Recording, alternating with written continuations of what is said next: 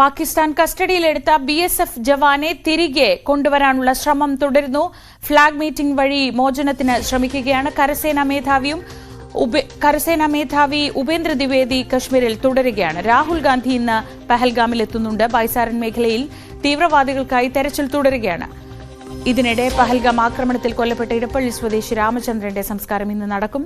വിവരങ്ങളുമായി ന്യൂസ് ഡെസ്കിൽ നിന്ന് KP അഭിലാഷും കൊച്ചിയിൽ നിന്ന് നവമി ദിനേശും ചേരുന്നു. ആദ്യം അഭിലാഷിലേക്ക്. അഭിലാഷ്, ഇന്ന് മൂന്നാം ദിവസം എത്തുമ്പോൾ ഇന്ത്യ ശ്രമിക്കുന്നത് ലോകരാജ്യങ്ങളുടെ കൂടി പിന്തുണ ഉറപ്പാക്കിക്കൊണ്ട് പാകിസ്ഥാൻ നടത്തിയ ഭീകരാക്രമണത്തിന്, പാകിസ്ഥാൻ അഴിച്ചുവിട്ട ഭീകരതയ്ക്ക് തിരിച്ചടി നൽകാനാണ്. UN ഭാഗത്തു നിന്നുള്ള ഇടപെടൽ വരുന്നുണ്ട്. ഇരുകൂട്ടരും സംയമനം പാലിക്കണമെന്നൊക്കെ. പക്ഷേ അങ്ങനെ സംയമനം പാലിക്കാൻ ആവശ്യപ്പെടുമ്പോഴും പാകിസ്ഥാന്റെ ഭാഗത്തു നിന്ന് പ്രകോപനം തുടരുന്ന സാഹചര്യത്തിൽ ഇപ്പോൾ ആസിഫ് ഖ്വാജയുടെ വാക്കുകൾ വീണ്ടും വരുന്നുണ്ട്. ഇന്ത്യ പക്വതയില്ലാതെ പെരുമാറുന്നു എന്നൊക്കെയാണ് അവിടെ നിന്ന് വരുന്ന വാക്കുകൾ. വെറുതെ കള്ളക്കഥ പറയുന്നു, വികാരം ഉണർത്തിവിടാൻ ശ്രമിക്കുന്നു, ഇന്ത്യക്കകത്ത് പ്രശ്നമുണ്ടെങ്കിൽ അത് അവിടെ തീർക്കണം എന്നൊക്കെ രീതിയിലുള്ള പ്രതികരണങ്ങൾ വരുമ്പോൾ അതിനോടധികം സംയമനത്തോടെ ഇരിക്കാൻ ഇന്ത്യക്ക് ഒരുപക്ഷെ സാധിക്കില്ല. പക്ഷേ തിരിച്ചടി അത് വളരെ പ്ലാൻഡ് ആയിരിക്കും. ഏത് തരത്തിലാണ് ഇപ്പോൾ ആലോചനകൾ? ശ്രീജ സൂചിപ്പിക്കുന്ന പോലെ തന്നെ പാകിസ്ഥാന്റെ ഭാഗത്ത് നിന്ന് പ്രകോപനം തുടരുന്ന പശ്ചാത്തലത്തിൽ ഇന്ത്യയുടെ മറുപടി എന്ത് എന്നത് വളരെ പ്രധാനപ്പെട്ടതാണ്. പക്ഷേ നമ്മൾ കഴിഞ്ഞ ദിവസം അടക്കം റിപ്പോർട്ട് ചെയ്യുന്നത് പോലെ തന്നെ പാക് ഉപപ്രധാനമന്ത്രിയാണ് ഈ ഭീകരവാദി ആക്രമണത്തിൽ പാകിസ്ഥാന്റെ പങ്കിന് എന്ത് തെളിവാണ് ഇന്ത്യക്കുള്ളത് എന്ന ചോദ്യം ചോദിച്ചിട്ടുള്ളത്. അതുകൊണ്ട് തന്നെ അന്താരാഷ്ട്ര സമൂഹത്തിന് മുന്നിൽ ഈ തീവ്രവാദി ആക്രമണം എന്നത് പാകിസ്ഥാൻ സ്പോൺസേഡ് ആണ് എന്നതിന്റെ കൃത്യമായ തെളിവുകളും വിവരങ്ങളും അടക്കം നൽകുന്നതിനുള്ള നീക്കം തന്നെയാണ് ഇന്ത്യയുടെ ഭാഗത്ത് നിന്നുണ്ടാകുന്നത്. ഇപ്പോൾ ഐക്യരാഷ്ട്രസഭയുടെ ഭാഗത്ത് നിന്ന് ഒരു ആവശ്യമുണ്ടാകുന്നത് ഇന്ത്യയും പാകിസ്ഥാനും സംയമനം പാലിക്കണം എന്നുള്ളതാണ്. അതായത് നയതന്ത്ര ബന്ധങ്ങൾ അടക്കം ഇന്ത്യ വിച്ഛേദിക്കുന്ന ഒരു നിലപാട് സ്വീകരിക്കുമ്പോൾ ഏതാണ്ട് പൂർണ്ണമായും നയതന്ത്ര ബന്ധങ്ങൾ ഇല്ലാതാകുന്ന ഒരു സാഹചര്യത്തിലേക്ക് എത്തിക്കുകയും ചെയ്യുന്ന പശ്ചാത്തലത്തിലാണ് ഐക്യരാഷ്ട്രസഭ ഇങ്ങനെ ഒരു ആവശ്യം മുന്നോട്ട് വെച്ചിട്ടുള്ളത്. പക്ഷേ ഇന്ത്യ നേരത്തെ തന്നെ സിന്ധു നദീജല കരാർ മരവിപ്പിക്കുന്നത്, അതോടൊപ്പം തന്നെ അതിർത്തികൾ അടച്ചിടുന്നത്, ഇന്ത്യയിലുള്ള പാക് പൗരന്മാരോട് രാജ്യം വിടാൻ ആവശ്യപ്പെട്ടത് ഉൾപ്പെടെയുള്ള കടുത്ത നയതന്ത്ര നിയന്ത്രണങ്ങളിലേക്ക് ഏർപ്പെട്ടിരുന്നു. അതേ രീതിയിൽ തന്നെയുള്ള പ്രതികരണമാണ് പാകിസ്ഥാന്റെ ഭാഗത്ത് നിന്നുണ്ടാകുന്നത്. ഷിംല കരാർ മരവിപ്പിക്കുന്നു, അതോടൊപ്പം തന്നെ ഇന്ത്യയിലെ പൗരന്മാർ പാകിസ്ഥാനിൽ നിന്ന് പിന്മാറണം എന്ന ആവശ്യം, അതിർത്തി അടച്ചിടുന്നു, വ്യോമപാത അടക്കം അടച്ചിടുന്ന സാഹചര്യം ആണ് ഉണ്ടാകുന്നത്. ഇന്ത്യയെ സംബന്ധിച്ചിടത്തോളം തീർച്ചയായും ഇപ്പോൾ നടക്കുന്ന നീക്കങ്ങളിൽ നിന്ന് നമുക്ക് ലഭിക്കുന്ന വിവരങ്ങൾ എന്നത് എത്രയും പെട്ടെന്ന് തിരിച്ചടി എന്നതിന് മുമ്പ് കശ്മീരിനെ കൂടുതൽ ശാന്തമാക്കുക എന്നത് തന്നെയാണ്. ഇപ്പോഴും ഏതാണ്ട് 70ഓളം തീവ്രവാദികൾ ഈ മേഖലകളിൽ ഉൾപ്പെടെ പലയിടങ്ങളിലായി തമ്പടിച്ചിട്ടുണ്ട് എന്ന് തന്നെയുള്ള വിവരം ആണ് ലഭിച്ചുകൊണ്ടിരിക്കുന്നത്. അവരിൽ ഒരു വിഭാഗം ഒരു പക്ഷേ ഈ ആക്രമണങ്ങൾക്ക് ശേഷം ഇവിടെ നിന്ന് പിൻവാങ്ങിയിട്ടുണ്ടാകാം. പക്ഷേ ഉദ്ധംപൂരിലടക്കം ഇന്നലെയും അതിശക്തമായി ഏറ്റുമുട്ടൽ ആണ് നടന്നത്. ഇപ്പോൾ കശ്മീരിൻ്റെ പൂർണ്ണമായൊരു നിയന്ത്രണം സൈന്യത്തിൻ്റെ കയ്യിൽ ആണ്. ഈ വളരെ ഭൂമിശാസ്ത്രപരമായി ദുർഘടമായ മേഖലകളിൽ ഉൾപ്പെടെ ഈ തീവ്രവാദികൾ ഒളിഞ്ഞിരിക്കുന്നുണ്ട് എന്ന് തന്നെയാണ് ഇപ്പോഴും സൈന്യത്തിൻ്റെ കണക്കുകൂട്ടൽ. അവരെ പിടികൂടുന്നതിനുള്ള ഒരു നീക്കം നടക്കുന്നു. അതോടൊപ്പം ശ്രീജ എടുത്തു പറയേണ്ടത്, ഈ രഹസ്യാന്വേഷണ വിഭാഗത്തിന്റെ റിപ്പോർട്ടുകൾ പ്രകാരം മുമ്പെങ്ങും ഇല്ലാത്ത തരത്തിൽ കശ്മീർ ജനത ഇന്ത്യക്ക് അനുകൂലമായ സമീപനമാണ് ഇപ്പോൾ സ്വീകരിച്ചിട്ടുള്ളത് എന്നാണ് മനസ്സിലാക്കാൻ സാധിക്കുന്നത്.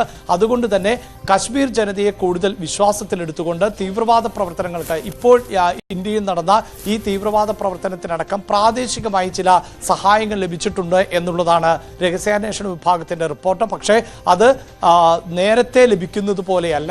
ജനങ്ങൾക്ക് പൊതുവെ ഇത്തരം പ്രവർത്തികളോട് വലിയ വിയോജിപ്പാണ് ഉള്ളത്. അതുകൊണ്ട് ആദ്യം കശ്മീർ ജനതയെ പൂർണ്ണമായും വിശ്വാസത്തിലെടുക്കണം എന്ന ഒരു റിപ്പോർട്ട് ഇന്റലിജൻസ് നൽകിയിട്ടുണ്ട് എന്നാണ് മനസ്സിലാക്കാൻ സാധിക്കുന്നത്. അത്തരം നീക്കങ്ങളാണ് ഇപ്പോൾ നടക്കുന്നത്. അതായത് കശ്മീരിലെത്തിയിട്ടുള്ള ഈ സഞ്ചാരികൾ ആയിട്ടുള്ള ആളുകൾക്ക് പൂർണ്ണ സ്വാതന്ത്ര്യത്തോടു കൂടി തന്നെ ഈ പ്രദേശങ്ങൾ സന്ദർശിക്കുന്നതിനുള്ള അവസരം ഒരുക്കുക.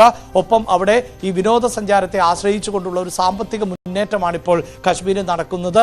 അതിന് പൂർണ്ണമായി പിന്തുണ പ്രദേശവാസികൾക്ക് സർക്കാരിന്റെ ഭാഗത്ത് നിന്ന് നൽകുക. ഇങ്ങനെ കൃത്യമായി ജനതയെ വിശ്വാസത്തിൽ എടുത്തതിന് ശേഷം മാത്രം തിരിച്ചടി എന്ന സൂചനയാണ് ഇപ്പോൾ പുറത്തു വന്നിട്ടുള്ളത്. അതേസമയം പാകിസ്ഥാന്റെ ഭാഗത്ത് നിന്ന് തുടർച്ചയായി ഈ തീവ്രവാദ ക്യാമ്പുകളെ സജീവമായി നിർത്തണം എന്ന നിർദ്ദേശമുണ്ട് എന്നുകൂടിയാണ് ഇന്റലിജൻസ് റിപ്പോർട്ട്. അതായത് കഴിഞ്ഞ കുറച്ച് നാളുകളായി തീവ്രവാദ പ്രവർത്തനങ്ങൾക്ക് സാധിക്കുന്ന ഒരു സാഹചര്യം ആയിരുന്നില്ല ജമ്മു കാശ്മീരിലുള്ളത്.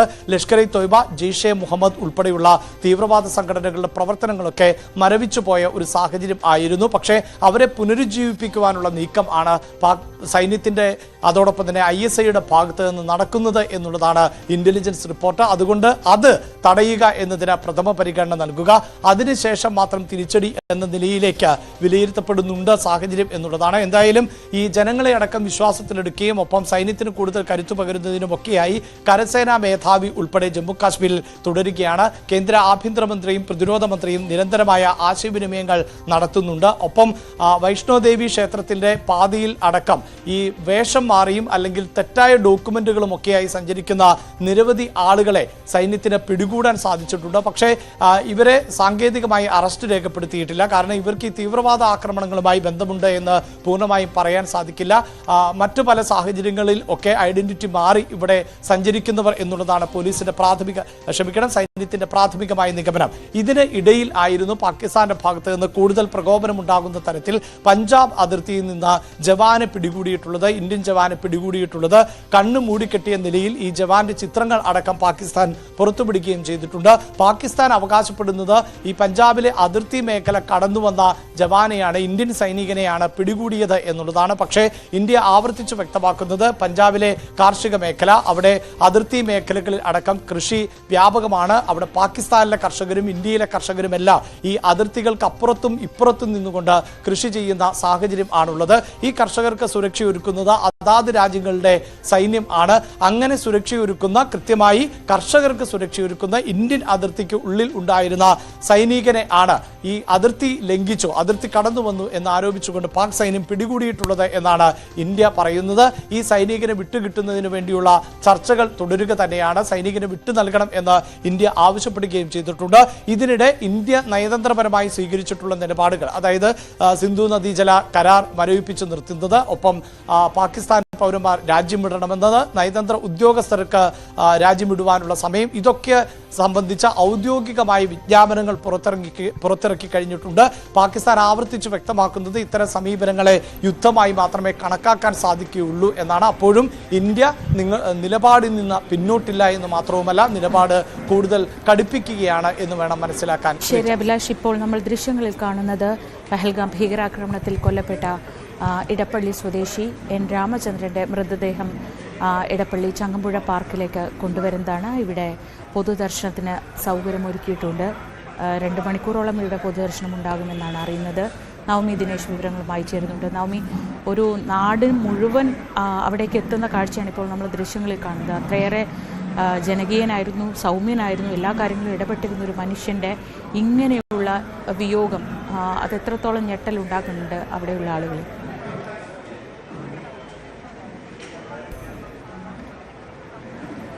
ശ്രീജ, എന്തായാലും രാമചന്ദ്രൻ്റെ മൃതദേഹം ചങ്ങമ്പുഴ പാർക്കിൽ പൊതുദർശനത്തിനായി എത്തിച്ചിട്ടുണ്ട്. അടുത്ത ബന്ധുക്കളും